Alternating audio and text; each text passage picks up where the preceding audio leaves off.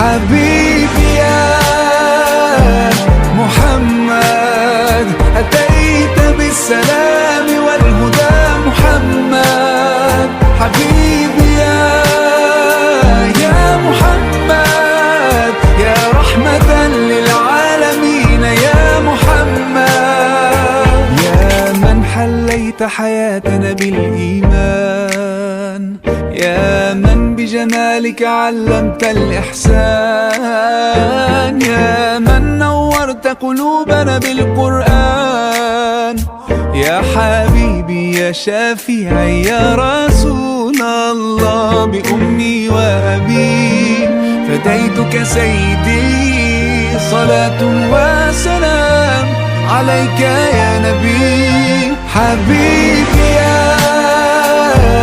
Muhammad.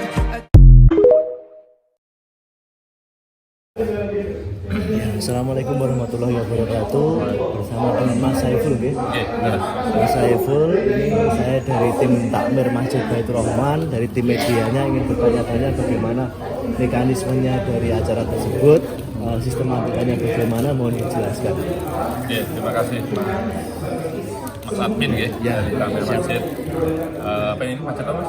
Masjid Baitur Rahman. Baitur Rahman, Karangbojo, Malong. Alhamdulillah kita pagi hari ini dari tim KIAI yaitu Quran Internasional dan juga bersama dengan BWA, Badan Wakaf Al-Quran, dan juga dari ITWP mengadakan kegiatan kajian dan juga ruqyah massal di masjid ini. Alhamdulillah. Jadi tujuan kami mengadakan kegiatan ini adalah yang pertama adalah ingin berdakwah, dakwah ingin membersihkan kesirikan yang ada di masyarakat. Jadi memang masyarakat kita ini masih sering terjadi, kita jumpai kalau ada sakit itu masih ada yang bukan secara syar'i. Jadi kita di sini adalah ingin mencerdaskan, ingin memberikan pemahaman ke masyarakat bahwa dengan pengobatan Al-Quran itu adalah satu-satunya cara yang salah satu cara ya untuk mengobati segala macam penyakit gitu. Dan juga sifatnya ini adalah gratis dan juga untuk masyarakat umum ya. Jadi pagi hari ini bertempat di Desa Karangbojo, BHI, insya Allah nanti ke depan ada lagi Mas ya. Ada lagi kegiatan serupa yaitu kajian keluarga dan juga ruqyah massal. Tujuannya itu tadi Mas. Jadi kita ingin memberikan pemahaman masyarakat bahwa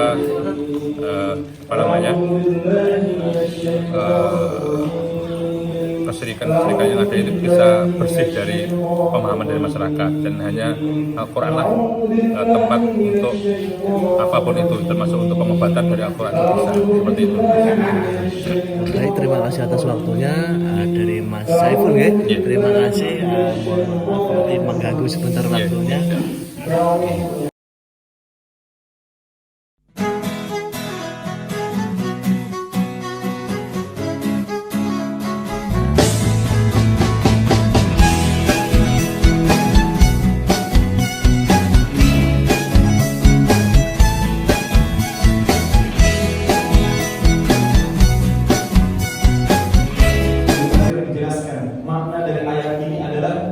Manusia itu jika seorang muslim itu dipaksa untuk bersyukur pun ternyata kita tidak mampu untuk bersyukur. Saking banyaknya nikmat yang Allah limpahkan kepada kita semuanya. Akan tapi kita justru lebih banyak mengeluh terhadap kehidupan kita ini, terhadap apa yang kita rasakan. Kita banyak sekali mengeluh. Padahal nikmat yang Allah berikan begitu banyak, tak terhitung. Oleh karenanya, kenapa rasa syukur ini yang diprioritaskan oleh Allah? Dimulai dari hidup kita. Ibu-ibu, bapak-bapak semuanya punya cermin di rumah? Yang jangan pernah ngaca nih. Ngaca nggak ada? Ngaca. Ada apa di badannya? Banyak masalah. Ya, wajah kita ini penuh dengan masalah, ya nggak? Ya nggak? Wajah-wajah penuh dengan masalah. Karena apa? Karena ciri-ciri orang hidup itu banyak masalah. Kalau ada orang yang merasa tidak punya masalah, itu masalah paling besar. Ya, karena hidup itu ciri-cirinya banyak masalah. Ya, karena hidup ini adalah bagian dari ujian. Allah uji kita di sini. Tempatnya ujian. Kalau ada ujian pasti ada soal. Nah, soal itu harus dijawab. Cari jawabannya, bukan mempermasalahkan soal. Ya, kebanyakan kita terjebak. Setiap orang yang hidup itu pengen bahagia. Ya enggak? Anak kita sekolahkan sampai nanti sarjana S1, S2, S3, sampai jadi dokter, sampai jadi apapun itu kita biayai. Bahkan kita ngoyo-ngoyo kerja untuk mencari kebahagiaan. Namun dalam mencari kebahagiaan ini banyak orang yang sering salah jalan, sering salah kaprah, menganggap bahwasanya kebahagiaan itu datang dari kesenangan dan kenyamanan. Aku senang, aku nyaman kalau rumahku bagus, bertingkat, istriku cantik, suamiku ganteng, mapan, kaya, mobilku mewah, sawahku banyak. La uharrik bihi insana kayak kita menjalani. Kadang-kadang gitu ya, dari mulai jam 7, jam 9 udah selesai 20 juz menjadi. Orang Arab aja nggak paham apa yang dia baca. Ngambilin gitu, ngegas gitu kan kayak gitu. Pernah tahu ya? Orang kalau hataman begitu. Itu namanya pencampaan terhadap Al-Quran, nggak boleh. Ya, sepakat ulama, nggak ada ulama yang boleh ini, walaupun dia hafid, ya nggak boleh, nggak bisa, nggak diterima. Ya. Kemudian yang kedua, tadi pertanyaannya terkait dengan apakah kalau misalnya mendatangkan tanduk urusan atau apapun jenisnya, ya, akhlaknya semua makhluk yang sudah mati itu dikubur, atau bekas badan kita, rambut itu dikubur di tanah. Maka setan itu suka di tempat-tempat yang kotor, termasuk tadi tanduk rusa, ada misalnya di sana kupu-kupu yang diawetkan, lukisan makhluk bernyawa, di sini ada patungnya gitu, atau ada reptil, nyala ular atau apa yang reptil itu biasanya kata bukunya saya paling suka karena jin lebih gampang masuk ke situ. Karena malaikat rahmat tidak mau masuk ke dalam rumah yang ada lukisan makhluk bernyawa atau patungnya. Apalagi ada jelas makhluk hidup yang dulunya kemudian mati diawetkan, ditaruh di situ. Setan lebih suka lagi karena kita tidak beradab, ya. Akhlaknya itu kita tanam. Begitu. Itu tadi pertanyaannya 2 aja ya. Ada yang lain kan? Sudah terjawab ya? Assalamualaikum. Waalaikumsalam. Mohon penjelasannya tentang hukumnya ruqyah itu. Itu saja. Gimana? Hukum ruqyah. Hukum ruqyah. Iya. Baik. Assalamualaikum warahmatullahi wabarakatuh. Waalaikumsalam. Kita berbicara tentang sejarah ruqyah sebelum berbicara tentang hukum ruqyah. Jadi sebelum Rasulullah ruqyah itu sudah ada, suhuf itu sudah ada. Bahkan dikatakan dari zaman Nabi Nuh. Ya, zaman Nabi Nuh dulu ada kisah orang-orang soleh ketika dia berdoa untuk meruqyah, orang kalau susah punya anak langsung bisa punya anak, orang kaya langsung. Jadi kalau dia menganggap doanya ladang tandus hujan turun. Jadi orang yang sakit, orang yang buta, orang tuli didoakan bisa sembuh. Itu di zaman Nabi Nuh. Ya. Nabi Nuh itu berdakwah selama sampai umur 950 tahun. Apa yang didakwahkan oleh Rasulullah? Nabi Nuh. Faqultu astaghfiru rabbakum innahu kana ghaffara. Surat Nuh ayat 10. Ya. Maka bertobatlah kalian kepada Allah, Allah akan ampuni. Kenapa?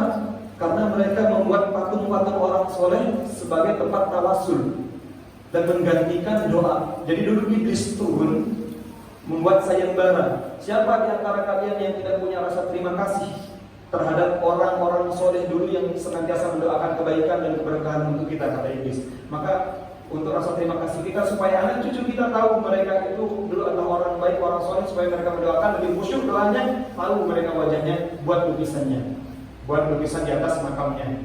Kemudian datang lagi iblis dalam bentuk orang yang sakit kusta, penyakit kulit. Kemudian dia datang kepada masyarakat, kemudian dia berdoa di sana, kemudian dia sembuh. Orang-orang kaget, kamu sembuh, kamu dari mana? Aku berdoa di sana. Nah, berdoa di kuburan itu. Nah, kemudian ketika dia berdoa di kuburan, dia mengatakan bahwasanya aku bermimpi orang-orang soleh ini mengatakan bahwasanya cukup kalian titipkan doa kalian kepadaku, tidak perlu lewat Allah. Jadi jalur atas. Nah, itu talbis iblis. awal penyembahan patung. Ini sejarah. Ya. Kemudian semakin sini, kemudian dia mengatakan tidak perlu engkau berdoa kepada Allah, cukup engkau meminta kepada kata iblis untuk mewakili kata-kata patung tadi itu. Nah, sehingga terjadi penyembahan dan waktu itu tersebar ilmu-ilmu tadi usul atau ilmu perdukunan. Bahkan Rasulullah SAW pernah dianggap gila dulu. Kemudian di kota Makkah heboh. Di sana ada seorang tabib bernama Diman Al-Azdi. Diman Al-Azdi ini kalau ketemu sama orang gila dipegang, kemudian didoakan sembuh. Nah, kemudian dia datang ke kota Makkah, dia mengatakan ini heran saya katanya. Di Jazirah Arab orang gila itu banyak. Kata Diman Al-Azdi, banyak sekali orang gila. Tapi aku belum pernah menemukan ada orang gila bikin heboh kota metropolitan itu kota Makkah. Siapa dia? Kemudian dia katakan namanya Muhammad. Mana rumahnya? Allah akan menyembuhkan. Jadi Diman Al-Azdi mengatakan Allah akan menyembuhkannya melalui tanganku. Kemudian didatangi Rasulullah, dia datang ke Rasulullah menghadap, kemudian dia menawarkan, ya Muhammad, inni arti minarih. Sesungguhnya Diman Al-Azdi, kamu mau tak sembuhkan? Rasulullah tidak menjawab la atau na'am. Rasulullah nggak bilang na'am atau la. Tapi Rasulullah menjawab apa? Rasulullah menjawab innal hamdalillah nahmaduhu wa nasta'inuhu wa nastaghfiruh. Dan itu disebut sebagai khutbah al-hajah. Jadi kan kalau dengan khutbah Jumat biasa dengar ya, innal hamdalillah nahmaduhu wa nasta'inuhu wa nastaghfiruh wa na'udzu billahi ila akhir. Itu namanya khutbah al-hajah atau digunakan juga sebagai khutbah nikah. Itu namanya khutbah nikah. Ya. Paham ya? Makanya dengan yang sudah pernah menikah atau kita senantiasa dibacakan itu. Dibacakan itu kemudian Diman Al-Azdi bergetar. Dia gemeteran, dia minta ulang. Ya Muhammad ulangi sampai 3 kali. Kemudian dia berkomentar, aku menghafalkan asy-syu'ara, semua syair-syair di Jazirah Arab. Kemudian aku menghafalkan mantra-mantra sihir. Dan aku biasa menyembuhkan orang-orang gila, tapi aku belum pernah mendengarkan kalimat yang kedalamannya atau bisa menembus kedalaman samudera. Sini tanganmu Muhammad, aku berbayar tak masuk Islam. Dia tadi menganggap Nabi Muhammad gila, mau meruqyah Nabi Muhammad, akhirnya dia yang tersadarkan. Artinya apa? Ruqyah Rasulullah yang pertama kali kepada orang non-muslim ini dengan apa? Khutbah al-hajah. Maka seorang muslim pun kita pun setiap minggu, ya seminggu sekali, dengan pas Jumatan, khatib membacakan itu. Innal hamdalillah nahmaduhu wa nasta'inuhu wa nastaghfiruh wa na'udzu billahi min shururi anfusina wa sayyiati a'malina may yahdihillahu fala mudilla lahu wa may yudlil fala hadiya lahu asyhadu an la ilaha illallah wahdahu la syarika lahu wa asyhadu anna muhammadan abduhu wa rasuluh. Kalau khutbah nikah ditambah dengan ya alladzina amanu haqqa tuqatih wa la tamutunna illa wa antum muslimun dan ayat-ayat yang lainnya. Itu adalah ruqyah yang syar'iyyah. Maka hukum ruqyah bagaimana? Ruqyah dari kata-kata ruqa, yarqi, artinya mantra atau jambi kalau dalam bahasa Indonesia. Akan tapi maknanya secara syar'i, Rasulullah itu pernah meruqyah dan pernah diruqyah. Hukumnya bagaimana? Hukumnya bisa sunnah. Ketika itu bisa menjadikan seseorang itu lebih mudah untuk beribadah kepada Allah. Bisa menjadi makruh dan menghilangkan tawakalnya. Contohnya, dia kalau sakit sedikit minta diruqyah, sakit sedikit minta diruqyah, itu makruh.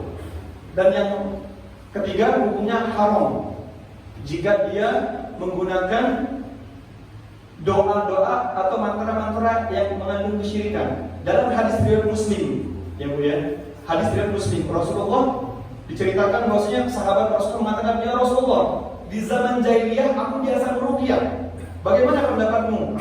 Kata sahabat. Kemudian Rasulullah menanggapi, ya'idhu alayya ruqakum. Tunjukkan kepadaku bagaimana ruqyahmu. Ditunjukkan oleh sahabat. Kemudian Rasulullah mengatakan, la ba'sa bi ruqa ma lam yakun fi syirkun. Enggak masalah ruqyah itu jika tidak mengandung kesyirikan.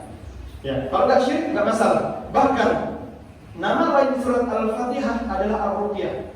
Ya. Hadis surat Bukhari Muslim. Jadi cek nama lain surat Al-Fatihah adalah Ar-Ruqyah. Salah satu asbabul wurudnya adalah ketika Abu Sa'id Al-Khudri meruqyah kepala suku yang terkena sengatan kalajengking. Jadi waktu itu Abu Sa'id Al-Khudri berjalan ke satu kampung, kemudian biasanya yang ada istiadat di Jazirah Arab sana kalau kita حبيبي يا محمد السلام والهدى محمد حبيبي يا محمد، يا رحمة للعالمين يا محمد، يا من حليت حياتنا بالإيمان، يا من بجمالك علمت الإحسان، يا من نورت قلوبنا بالقرآن، يا حبيبي يا شافعي يا رسول الله، بأمي وأبي فديتك سيدي، صلاة وسلام عليك يا نبي، حبيبي يا محمد.